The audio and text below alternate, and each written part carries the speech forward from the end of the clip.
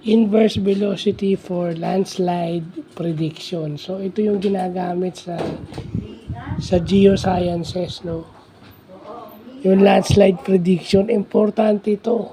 No, kaso yung inaano lang natin is hindi naman talaga ito yung topic natin, but doon mo makikita na ginagamit dito yung formula ng slope.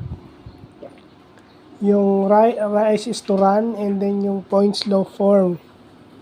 Ito ay na-discover ng dalawang Japanese na si Saito noong 1965. Pero si Fukusuno ang nag-refine ito na ginagamit hanggang ngayon. Si Fukusuno ni-refine ito noong 1985. So ibig sabihin ganito kahirap yung mga pinag-aaralan ng ating mga scientist na dapat binibigyan ng karampatang o maayos na sahod ng ating pamahalaan. Dahil kundi dahil sa kanila, hindi tayo magiging ligtas sa mga landslide. Ang landslide kasi hindi lang sa lindol yan. Pag malakas ang ulan, may landslide din. Pag may flash flood, may landslide. So, yun yung importanteng nalalaman natin ngayon. Di ba?